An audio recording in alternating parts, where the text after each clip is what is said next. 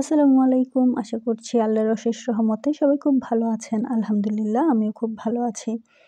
ঘরে কাজ শুরু হয়েছে, রঙের কাজ। আর এইজন্য আম্মুকে বেশ অনেকদিন গ্রামে থাকতে হলো। আর এখন আম্মুকে বাসায় যেতে হবে শহরে। তার জন্য আমি এসেছি। আর ঘরে যেহেতু কাজ চলছে, মিস্ত্রিরা আছে, তার জন্য অনেক কাজ কিন্তু বেড়ে যায়। অর্থাৎ মিস্ত্রিদের খাওয়ানো, তাদের বিভিন্ন ধরনের কাজ এগুলো করতে হয়। তো তার জন্য অনেক কাজ কিন্তু বেড়ে গিয়েছে। আর সেজন্য আম্মুকে হেল্প করার জন্য আমি এসেছি। আর এখানে আমার সাথে খালামণি আছে, তার জন্য আম্মু বাসায় যেতে পারবে খুব সহজেই। আর ঘরের কাজের ফাঁকে ফাঁকে বাইরে আমি একটু দেখতে এসেছি গাছের কি অবস্থা। বেশ ভালোই কিন্তু সবগুলো গাছ বাড়ছে। আর আমি এখানে বেশ কিছু ঢেঁড়স পেয়েছি, যেগুলো ভাজি করা যাবে। আর সাথে এখানে বরবটি কিন্তু এখন শেষ পর্যায়ে, সেগুলো আমি নিয়ে ফেলছি। আর দেখতে পাচ্ছেন, আগে যখন বরবটির ভিডিও করেছিলাম তখন কিন্তু বেশ অনেক সতেজ তো ছিল, সাথে বরবটি কিন্তু অনেক বেশি ছিল। কিন্তু এখন দেখতে পাচ্ছেন খুব কমে গেছে, অর্থাৎ একেবারে শেষের পর্যায়ে চলে এসেছে এই গাছগুলোর ফলন, এবং পাতাও কিন্তু শুকিয়ে গিয়েছে। তাই জন্য বরবটিগুলো নিয়ে ফেলছিলাম যা আছে সেগুলো। আর এখানে প্রায় 250 থেকে 700 গ্রামের মতো পেয়েছিলাম বরবটি। আর যেহেতু ঘরের, অল্প হলেও কিন্তু অনেক ভালো লাগে খাওয়ার সময়, এবং এমনকি কাটাকুটি করার সময় পোকাও খুব কম থাকে, খুব একটা কিন্তু বেশি থাকে না। বাজারেরগুলোতে তো অনেক বেশি পোকা থাকে, কিন্তু ঘরের এইসব শাকসবজিতে যত্নটা একটু বেশি নেওয়া হয়, ফলে পোকাটাও মাশাআল্লাহ কম থাকে। তো আমি এগুলো নিয়েছি, কিন্তু এরই মধ্যে খালামণি লাউ কুটে ফেলেছে সবজির জন্য, সবজি রান্না করবে। এরপর ভাজি করার জন্য এখানে বরবটি এবং আলু কুটে নিয়েছে, মুরগির মাংস কুটে নিয়েছে।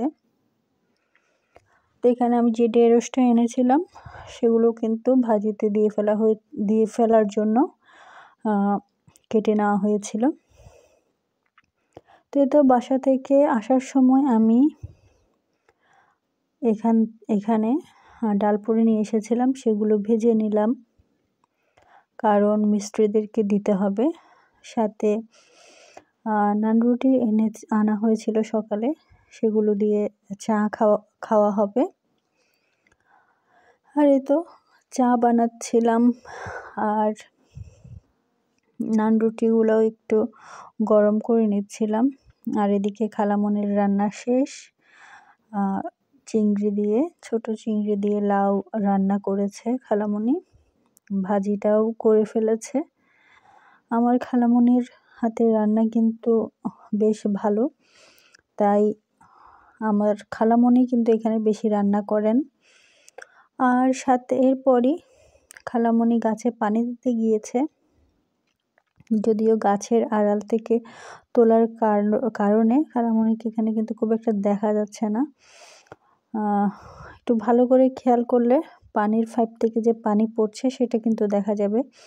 আর আমি এখানে ওয়েট করে আছি কখন খালামণি বলবে আর সুইচ বন্ধ করব, যেহেতু বেশ অনেকটা দূরেই, যদি এখান থেকে দেখা যাচ্ছে কাছে, কিন্তু খালামণি এসে যদি বন্ধ করতে হয় সুইচটা, তাহলে অনেকগুলো পানি অপচয় হবে। তার জন্য আমার দাঁড়িয়ে থাকা।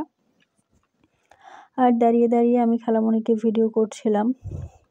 ওই যে একটু করে দেখা যাচ্ছে কিন্তু খালামণিকে, যদিও ওনারা কিন্তু ভিডিওতে আসতে চান না, তাই জন্য আমিও কাছে থেকে ভিডিও করি না, অনেক দূর থেকেই কিন্তু অল্প একটু করলাম।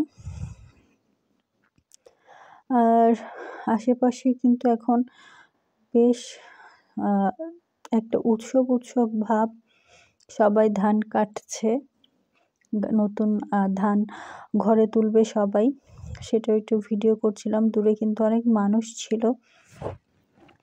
এরপর চমৎকার এই পুঁই শাকগুলা, তারপর হচ্ছে মরিচ, এগুলোর একটু ছবি তুলে নিলাম, ভিডিও করলাম। যদিও মরিচ কিন্তু আশানুরূপ ফল হচ্ছে না, কিন্তু পুঁই শাকে অনেক বীজ এসেছে, পুঁই মিছুলি যেটা বলি আমরা, অনেক বেশি মজার। সাথে আম্মু বেশ অনেকগুলো গাঁদা ফুলও লাগিয়েছে, সেগুলো একটু ভিডিও করলাম, কারণ খুবই সুন্দর লাগছিল সামনাসামনি দেখতে। এছাড়াও আমি ঢেঁড়স নিয়ে ফেলার পর আরও কিন্তু বেশ কিছু ফুল এবং ছোট ছোট ঢেঁড়স গাছে ছিল, দেখতে পাচ্ছেন। ঢেঁড়সের ফুল আমার অনেক সুন্দর লাগে, অনেকটা জবা ফুলের মতো।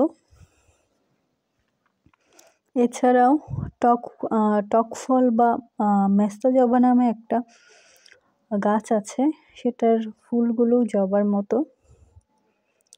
এছাড়াও আশেপাশে আরেকটু ভিডিও করছি, যেহেতু গাছপালা অনেক, তাই আমার পছন্দের ভিডিও করার জিনিস পেয়ে গিয়েছি। আর দেখতে পাচ্ছেন আমলকি কিন্তু অনেক বেশি এসেছে। আর সব কাজ শেষ করে দুপুরে খেয়ে নিলাম, আর সন্ধ্যায় নুডলস করছিলাম। নুডলসের জন্য এখানে সবজিও নিয়েছি, ডিম নিয়েছি। এখন সবজিগুলো একটু সেদ্ধ করতে দিয়ে দিলাম, আর সবগুলো যত প্যাকেট বানাবো ততটা প্যাকেট খুলে ঠিকঠাক করে রাখলাম। তো আম্মু বাসায় চলে গিয়েছিল বিদায়, আমি আর খালামণি ছিলাম। আর এখানে আমি নুডলসগুলো সিদ্ধ করে নিচ্ছি। আর এখানে যেহেতু বেশ অনেকজন মিস্ত্রি মানুষ বেশি, তাই অনেকগুলো নুডলসই কিন্তু বানাতে হচ্ছে একসাথে। তো সচরাচর যেমন করে বানাই তেমন করেই বানিয়ে নিচ্ছিলাম। আর এক্সট্রা হিসেবে যেহেতু মুরগি রান্না করা ছিল, তাই একটা মুরগির পিস কেটে দিলাম।